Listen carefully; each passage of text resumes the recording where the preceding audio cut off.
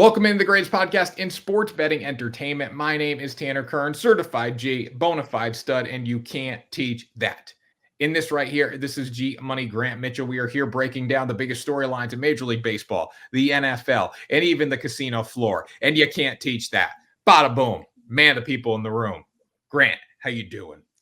Doing really good, Tanner. Doing very well. The Olympics start this week. I'm excited to see that. I'm excited to see Snoop Dogg carrying the Olympic torch. Don't know how he landed that. Him and Shaquille O'Neal seem to have the craziest side hustles in the world. But I'm excited because this is usually the dead period for sports, but it hasn't been this year. You know, we had the Euros, we had the Copa America, and now we got the Olympics. There's a lot of sports, a lot of good sports still to tune into. So I'm excited.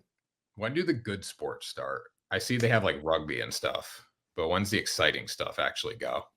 Well, it's funny because the Olympics have actually technically already started. Soccer is doing its group matches, and I think there's a couple of others that are going. I don't know. We actually talked about this like a couple months ago, probably about now or by now. But we were talking about what our favorite sports at the Olympics to watch are. You said, and we argued about it, and we ended up looking it up. I thought track and field was going to be the most popular. You said it's swimming and not athletics. What do they call it? Gymnastics. Gymnastics. Sorry. You said swimming and gymnastics, and you were correct. Those were the top two. I think those get started fairly early in the Olympics. I'm not sure if you're looking that up right now. I'm just looking at it. It's not overall gymnastics. It's probably female gymnastics. That's the number one, I would say. Like probably I would put track and field above like men's solo gymnastics, but I don't know. Because you see primetime, it's always women on gymnastics. You know what's funny about the men's gymnastics? Those dudes are jacked. They are, yeah. They're short and jacked. I mean, they got to be. It takes a lot of strength to hold yourself up like that. Oh yeah, to do this stuff on like the rings and then flinging around on the uneven bars and all that, it takes crazy core strength and mobility and flexibility and all that. Honestly, the Olympic website doesn't make any sense. It doesn't make. I've found that too. I just wish if something's not on ESPN, I'm just not going to find it. Yeah, it's like there's a bunch of check marks, but it doesn't. It shows you that like it checks off the days that the events are taking place, but there's literally no schedule. You have to click in to find a full sports schedule, which is ridiculous. I'm not here for that right now. Anyways, we got a lot to talk about today, Grant. But before we do that, make sure you subscribe to the YouTube channel, like, share, do it all. Take this thing to the moon. I think we're coming off another pretty solid episode, another Caitlin Clark solid episode. People are loving the pod. Yeah. Caitlin Clark's the meal ticket for us, for the WNBA, for everybody. Yeah, I mean, Caitlin Clark loves Ride the Line, and that means you should love Ride the Line too. By the way, I don't think anyone's going to remember the WNBA when they come back. I think it's done. You think the momentum's gone? Oh, yeah. Momentum totally died. I mean, you come off the All-Star game where Caitlin Clark beats the United States, and now you're off for a month. Like, you should have kept the games going. I don't disagree with that. I think the momentum could easily still be there, especially if you got to keep in mind, she really has not had a rest since the start of her senior year of college. If she gets this month off and she comes back and, like she's been good this year, don't get me wrong, but she's only shooting, I think, 32% from three, not even close to her usual standard. What if she comes back on fire? Like, what if she's dropping 30 points every game? Then I think it's the opposite. I think the momentum goes through the roof.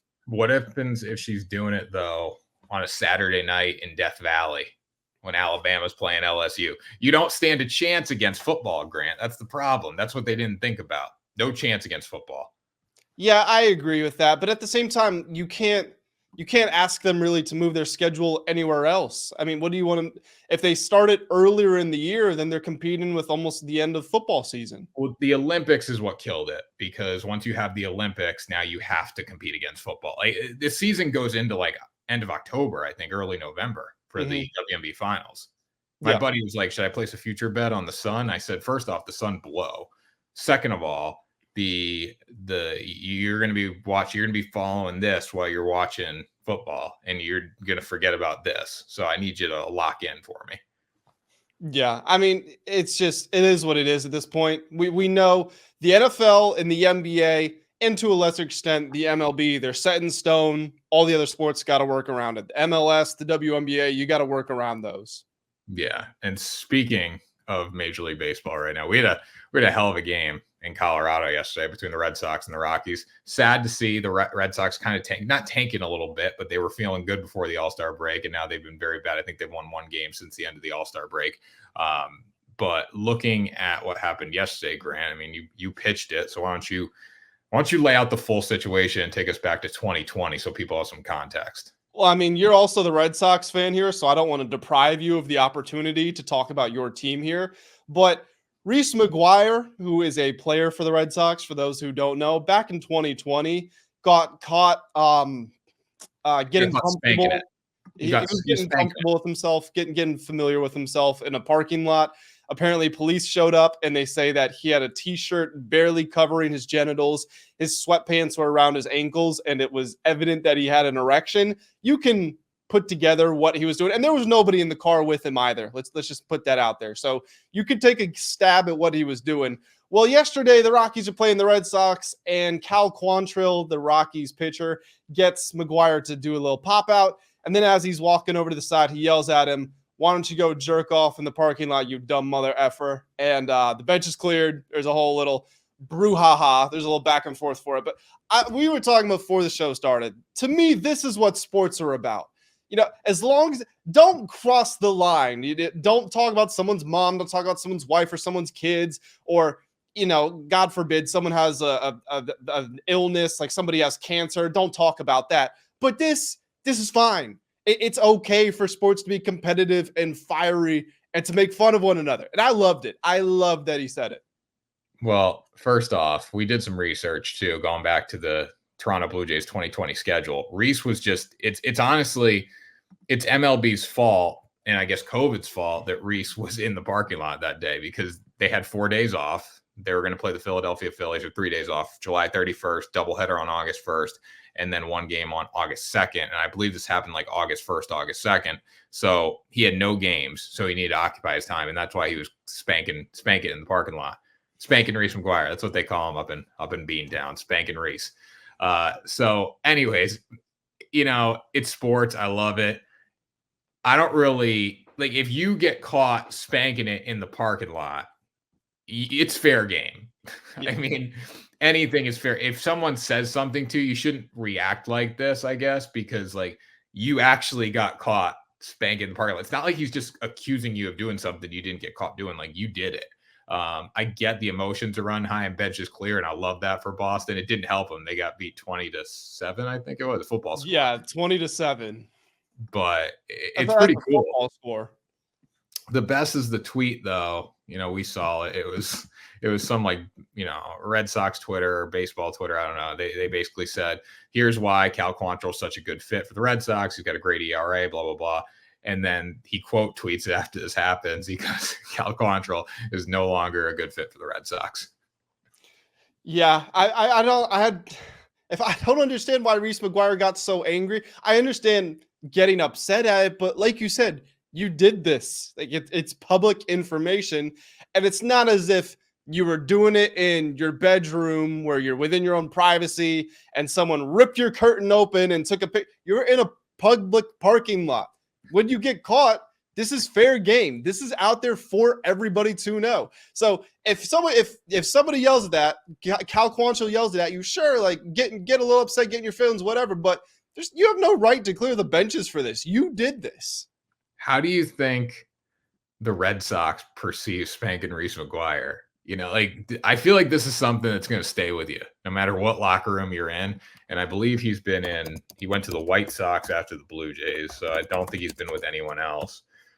But do you think this must follow you, right? It never disappears.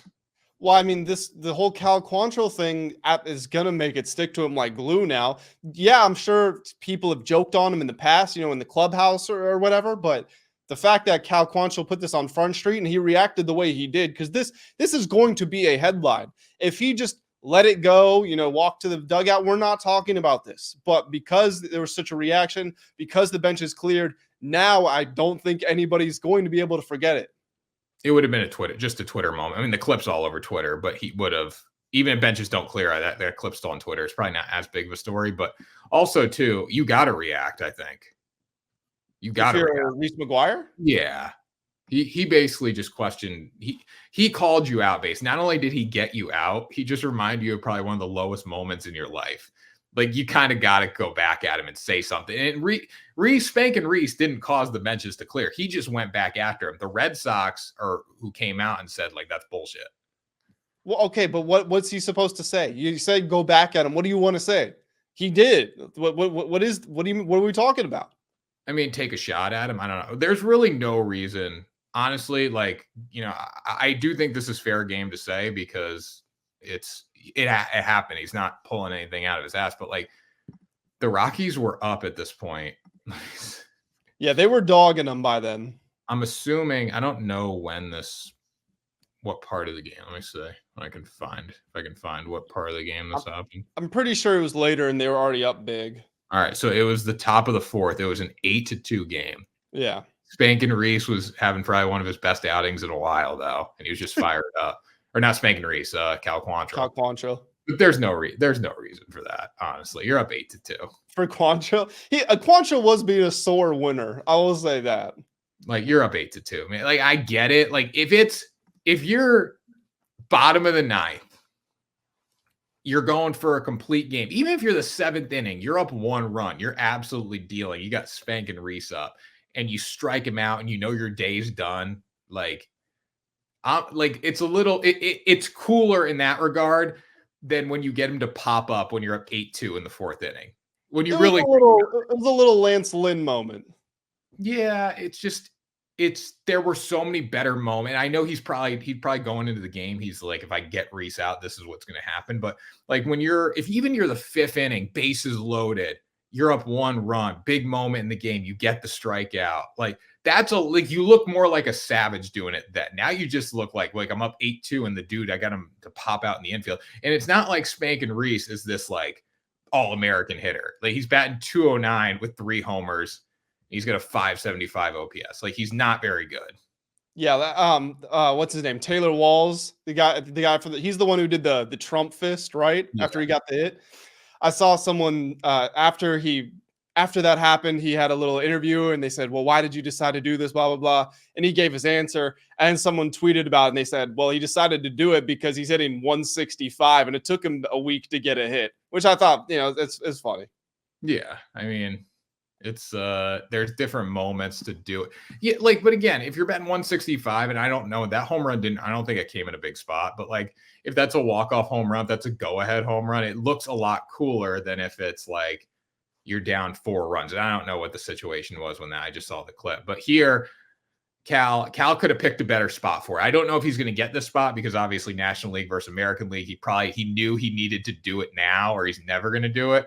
But there could have been a lot cooler spots for this, especially like he already given up 2 runs through 4 innings. Like he was pitching well, but it's not like it's a perfect game or a no. No, but I mean, also, how many times are you going to get this opportunity? That's part of it too. Yeah, how many times are you going to get to talk to somebody who got caught jerking off in a public parking lot? No, I agree. There's very few, unless you play in the same division, but still, it just wasn't as cool. And again, fair game. I'm kind of like, I'm not in the middle, but it was fair game. However, you just kind of look like, what are you doing, man? This is a 209 hitter. You got to pop out. He didn't even strike out. You're up 8-2 in the 4th inning. Come on. Yeah, I agree with that. I agree. All right, Grant. Well, next topic here. Speaking of spanking it, somebody spanked the casino in Vegas. They walked into the Venetian, I believe. I think it was Venetian. $5 side bet. They're playing poker against the dealer. $5 side bet. 7 card straight flush comes out. They win $2.2 million. If that was you, how would you react in that moment? So I've thought about this before, and it's different in this situation, but I have thought about what if I just run into a large sum of money? And, my initial thought is always the lottery. If let's say you win the Powerball, it's in like something million, something billion, whatever. What do? Do you tell people? Because the first thing I would want to do is I would want to tell like my parents and my closest friends, but apparently whenever something like that happens, you're not supposed to tell anybody. So, I mean, in that situation, like, yes, it would have been very obvious and I'm sure the emotions would have been super high, but I probably would have tried to keep it as low key as I possibly could, just because you don't want anybody getting any ideas, anybody around you, like they try to come up with some quick scheme to get money off of you, something like that. I don't know how well you can hide turning $5 into 2.2 million, but my advice would have been try to keep it as low key as possible. Yeah, I agree with that. I'd probably tell my parents for sure. You And got to tell your parents. For most yeah, people, the parents are not gonna, try to do anything bad. I would tell parents. I would tell, girlfriend. I probably wouldn't tell anybody else though. I would have no desire to. One, jealousy. Two, like not know, especially like if someone hits like a big ticket or a big winner on, a sports book, you don't want to tell anybody either because it's like people could come after you. It's public, like knowing you just ran into this sum of money trying to get you to do stuff. So, but that aside, I mean, winning 2.2 million on a $5 side bet, the odds of that must have been billions. What's 2.2 billion divided by 5? Well, here let me see if I can just I have an odds calculator pulled up in front of me. I have it at pretty much at all times. Let me see if I can just kind of reverse engineer a way to get it. It was 2.2 million. 2.2 million. Yeah. Okay. So hold on. I got to count the zeros here. The odds were about 40. Is this right? 1, 2, 3. 45. The odds were about 40 million. 40 million to 1. Yeah. Yep. Crazy. Absolutely crazy. But you're there. That's the thing too. Like you hit that, like everyone's going to go nuts. Everyone's going to start coming over. Like you need security probably right away. And for damn sure the casino, first thing they're doing is putting you in a VIP suite for the night. For as long as you want. Yeah, for sure. So if you, I mean, you go to the casino more than me. So if you win something like that, they're going to put you there for free. Is that because they want you to take it and then gamble it back to them? Well, I don't know, gamble it all back, but they want you to keep gambling and spend that. Like, so if I know, like, say I go in there and I win 2.2 million, so you're going to lose $1 million in taxes, probably close to it. So say I got crazy, but yeah, which is crazy. I don't even know how you get $1 million home on an airplane. You probably don't. You probably got to go pick it up at some point. That's true because they'll give it to you in cash. They'll give it to you in cash, but I would say I want you guys to keep it here. I'm going to go drive to Vegas, get my car, and drive back. Probably. Can you? Or you can't wire. I guess you can't wire transfer it. I don't know how they do it for that. You probably, when you're getting that big of that much money, you probably could wire transfer from the casino. But I'm sure as hell not getting on a public airline with $1 million in my bag. Put it in your carry-on. Yeah. I wouldn't. No chance I'm doing that with a bag of money. I'm sure people win big money from Vegas every time, but I'd probably get a private jet, honestly, to fly back. No, that costs a lot. What, 20, 30,000 for a one-way private jet? If you're not getting a little rickety one, I'm pretty sure it's more than that. 50. Now I got to look this up. How expensive is a private jet? See, we're already blowing through the money. That's why they want you to it's even cheaper than what you're saying. Oh, I don't want to crash either in the Grand Canyon. So I'd like a nice private jet. I mean, yeah, but it does look like it could be like 5,000 to 10,000. Yeah, for a one-way private jet, nice private jet, I would probably do that and take my money back like that. I wouldn't want to take it on Delta in the back. But then we go back to we were talking about your actions are going to alert people. If someone sees you renting a private jet, they're gonna know you've come into some money. Yeah, you don't post it. Don't be like. Well, I mean, like, what if you're talking to your parents or your girlfriend or your friends, and they say, "Where are you?" It's like, "Oh, I'm on the private jet." Yeah, like, hey, I'm flying. I think that would be the smartest decision if you said to your parents or your girlfriend or whatever, like, hey, I'm flying back on a private jet because I have $1 million in my bag and I don't want anyone to touch it. Yeah, that's fair enough. The largest bet, I mean, I've never won any kind of money like that. The largest bets I've won have been for a couple $1,000s. And I've told my friends about that because, my friends are not going to try to come do harm for me for a couple grand. But yeah, 2.2 million. I would say anything. I would tell my friends if I won 100,000. I think anything maybe beyond that maybe like I would say like 250 and up. I think I would keep it to myself. Yeah, definitely. I'd keep it myself at 100,000. It's like 50,000 even. That's a big chunk of money though. Winning anything, anytime you go to the casino and win money, you're a winner because they win 80 cents on every dollar you play on slots. Sports is obviously sports. It's hard. Table games they make money on. The casino is designed to not lose money. They always make money. So the fact that you can go in there and win, like you're a big winner.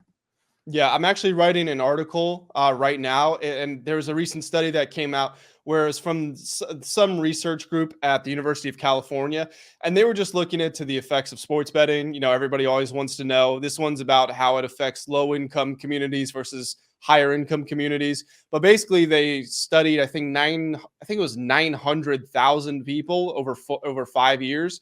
And they found that only 4% of those people were profitable with gambling. And that's about what we expect it to be just because, we work in this industry, but the figure is low. You got to be doing a good job to be making money. Do you know the FanDuel, what's the guy's name? The FanDuel casino guy. Why can't I think of it? I don't know who you're talking about. I'm disappointed in myself for not knowing this because I watch him every damn day. Is he a personality guy? Yeah, he's like an influencer. FanDuel Casino signed him. Vegas Matt. Matt. Yes. He said he's lost. Like he was talking. There was an interview with him. He's worth a lot of money. He must be to play all these games. But he was like, I've lost probably $1 million in my lifetime gambling. He's like, that's not bad though. Like I started gambling when I was 20. I've lost, what's that, 20,000 a month or 2,000 a month, whatever the numbers is. I'm not the math guy here on the spot. But he's like, I've lost this since I was 20 every single month. That's not bad. And people are like, most people don't make $1 million in their life. Yeah, the thing is that's really bad. And I like, you and I, if you look at our historical betting careers, we have made money in gambling, but we don't have millions and millions of followers. It's people, and I'm not trying to take shots here at Vegas Matt because he's in the position he is. He's worked hard for it, blah, blah, blah. But you've got people like that. Like Trent is a very good example. It's these people who are basically paid to lose, and then they're blown up as these huge celebrities, and it gets people thinking that they need to place these wagers and they need to throw this money down. And like, I'm sure you have friends who text you, what's the play today? You should always be doing your own research. You should have your bankroll and your unit size and all that. And people just don't know that. And because gambling is becoming so popular, they just get sucked in and it's very easy to lose money. I think Vegas Matt and like people, it's not, look, Vegas Matt has $1 million to lose gambling. He's got $1 million to lose gambling. Like that's just who he is. Like we don't have $1 million to lose gambling. Most people don't, but if he does, great. You can't think that you're going to make money gambling. You can't. And honestly, like, yeah, if I look at my FanDuel account, I'm up a little bit. If I look at my Fanatics account, I'm up a little bit. But when I think about all the money I've lost at the casino playing blackjack, I'm probably not up in my gambling career. I might be up in my sports betting career, but I've definitely lost a ton of money at the casino playing blackjack and playing roulette and craps and stuff. So like you can't forget about that kind of stuff either. So you can't go into gambling in general, like when it's sports betting or this saying like, hey, I'm going to become a millionaire off this. It's not going to happen. Yeah. Well, we shouldn't say that, but we should say it's not the expectation it's going to happen. No, it's got to be entertainment. Like that's what you got to be expecting. And then anything else is great. Yeah. Cause even professional bettors, they're not winning 100% of their bets, and they don't bet. A lot of them don't bet very much. It might be a few bets a year or one bet a month, something like that. So like if let's say you get one bet a month and you've got, I don't know, if you're a professional, let's say you've got, let's just say 12 million, because 12 million, 12 months. Let's make it easy. If you lose, about half of those, they're going to be, 5-6 months out of the year, you're losing $1 million that month. It's a constant up and down. So yeah, you can't expect to win all the time. No, it's discipline for sports. And then at the casino, it all comes down to luck for the casino games and playing the games the right way if you're on the table. But yeah, the casino is just like, I don't really go to the casino because I know I'm going to lose money. So yeah, casino's hard. Yeah, sports, you got a chance because you're actually have some sort of breakdown, but like you're at the will of the cards in the casino. That's why it's so tough to win there. But I don't want to think about how much I've lost at the casino since I started going to the casino because it's bad. Well, I was going to say, if you don't want to think about that, let's go ahead and think over about the NFL, because I know we got some stuff to talk about there. Joe Burrow buzz cut. That alone makes me want to bet them to win the Super Bowl. Bengals fans were a little upset about the buzz cut. I'm all for it because it's business. That buzz cut means business. Bengals are going to be fine because the only team that can beat the Chiefs in today's world, quarterback wise, is the Bengals because they have Joe Burrow. So I feel okay about the Bengals right now if they stay healthy. You have T. Higgins in a contract year, basically. He's probably not going to be with the Bengals again, but he's going to try to show up and prove that he's worthy of wide receiver one money somewhere else. You have Jamar Chase, and you have Joe Burrow. You got a good, better offensive line around him. Defense has been solid, and you have Joe Burrow. I will say we don't know if CJ Stroud can be the guy also to beat Mahomes. We haven't seen them play head-to-head, and all signs point towards CJ Stroud being a great quarterback. But yes, Joe Burrow is one of the very few who has stood up to him in the playoffs, really kind of just him and Tom Brady. I think that's pretty much it so far. But, I mean, Burrow, if he's healthy, the Bengals are always going to be contenders. He's only been in the league for 4 years, and he's only been healthy for 2 of them. But in those 2 years, it's been safe to draw that assumption that the Bengals will be contenders if he's there. But he's going to need help. Like, I agree with you. Jamar Chase is great. T. Higgins in the contract year, essentially. The offensive line, they've spent money to rebuild it. It's still not great. They also lost Joe Mixon. The defense regressed in some metrics. They were top 5 in scoring 2 years ago. I think bottom 10 in the league last year. So the players around him do need to step up. But if Burrow's healthy, then they always got a shot. Yeah. I mean, there's a great quote here. I know I'm pretty damn good. I have been. That's not wrong. I mean, Joe, you look at the Bengals, like last season, obviously it starts bad with the injuries for Joe Burrow. And what they did in the meantime without him was very impressive too. I mean, they were competitive in a lot of those football games without him. And that's a credit to Browning? Was it Jake Browning? Jake Browning, yep. His girlfriend, remember that video with his girlfriend? Oh, yeah. I mean, credit to Jake Browning, man. He was as solid as he could possibly be. He did a really good job. He did. I mean, there were some games where he fell apart, but for the most part, like Jake Browning was as solid as he could possibly be. And now you have Joe Burrow back in a prove-it year. I mean, I don't think Joe Burrow gets enough respect, even though he took this team to the Super Bowl. I think there's moments where people forget about Burrow. And I think that's partially because he didn't play last year, but this is a big year for him. I don't know if he's disrespected, because I think pretty much everyone has him as the second or third best quarterback in the league. The way I think it's separated as Mahomes, nobody even close. He's just, again, he's on pace to be the greatest quarterback ever. He's not there yet, but he's on that pace and nobody else is close to him. Then you've got Josh Allen, Joe Burrow, Lamar Jackson. Rank them where you want, but they're all in the same sort of hemisphere. And then it's kind of CJ Stroud, because he's only played 1 year. You know, is he tier 3, tier 2? We'll probably find out this year. But then you get to like your Strouds, your Hurtses, Dak, Herberts, those types of guys. But I think that's how it's separated. I wouldn't even put, so if I was doing it, I would put Mahomes 1, I would put Burrow 2, and then I would put Jackson and Allen 3. And like, as far as like stats, Allen and Jackson are way better than Burrow. But when it comes down to winning and somebody that I trust to go win football games, I'm trusting Burrow more than Jackson and Allen. I don't trust either of those guys to go win a big game. See, I definitely agree with you there. But at the same time, what you've got to give Lamar, and I mean, there were questions with Lamar before, but he did prove it last year. And Josh Allen is there healthy. I mean, Joe Burrow has suffered season-ending injuries in 50% of his NFL seasons. Granted, it's only 2 and 4 years. He hasn't been there very long, but I mean, he was hurt in college early on, and then he didn't play for a while. Has the outstanding year at LSU, comes to the league, out for the year. I think it was Chase Young, I think, injured him because it was the second overall pick, hurt in the first overall pick. He's back. They make the run to the Super Bowl. He's there again, and then he gets injured again. So, I mean, you need some consistency from him. We always say availability is the best ability, and he's yet to prove he has that asset. No, I agree. I agree with that perspective. But like all things even, health-wise, I don't trust Lamar or Josh Allen to win a big game. I trust Burrow to win a big game more than either of those guys. If you say, I guarantee you this player will be healthy for an entire season, the order goes Mahomes, Burrow. Well, I guess this then takes into now we run into the debacle of how heavily do you weight regular season success? Because like if we're talking about a postseason game, I want Matthew Stafford before I want Lamar Jackson. Yeah, I probably. I probably want Matthew Stafford before I want Josh Allen. Yeah, and then also too, you need to think about like Burrow has been successful in the NFL without a great offensive line. His offensive line has been horrendous pretty much his entire career in the NFL. Well, so they did. I mean, they have spent money to get him some guys. Like they got him Alex Kappa, they got him Orlando Brown Jr. You know, it should be better.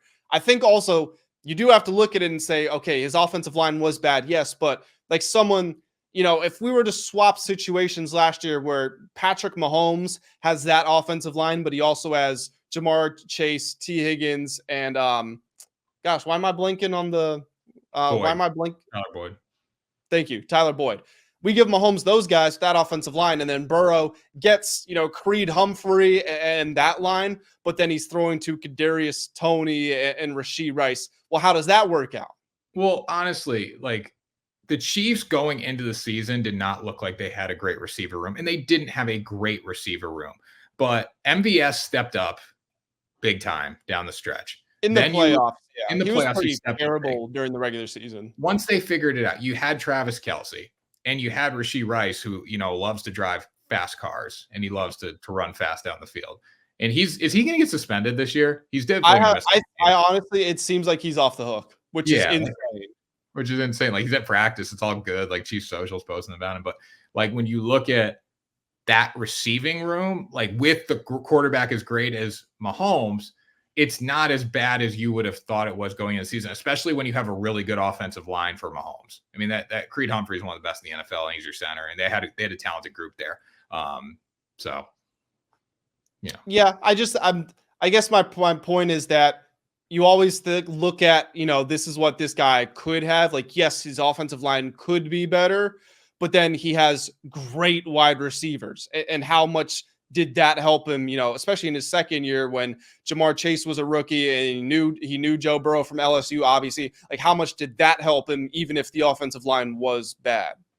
All right, this is final topic here, but would you rather have, final question, I guess. Would you rather have a great offensive line? Like, would you rather have the Chiefs situation, a really good offensive line with Travis Kelce, so you got an all-pro tight end, you got a good rookie wide receiver, and then you got MVS, or would you rather have the elite wide receivers with the Bengals and then a subpar offensive line if you're a quarterback?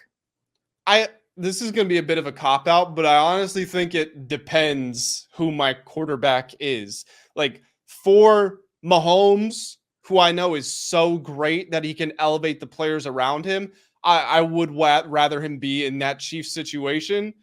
But if I've got a guy like Lamar Jackson, if the offensive line isn't great, I know he's going to be able to play breaks down. Well, that's when Lamar is arguably at his best. He can get out of the pocket. And the thing Lamar has lacked has been dynamic skill position players, particularly at wide receiver. He's had Mark Andrews, but great tight ends still, I don't think, have the same impact as game-breaking wide receivers. If you give Lamar Jackson like Jamar Chase and T. Higgins, then I think he would be better than if he had a good offensive line with no receivers. So I think it just comes down to the general composition of the team you have.